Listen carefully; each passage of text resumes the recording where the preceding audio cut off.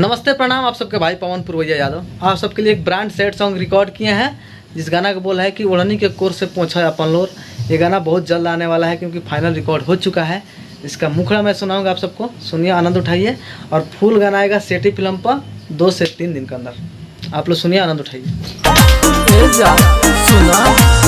ओढ़नी के कोर से तू पोछा अपन लो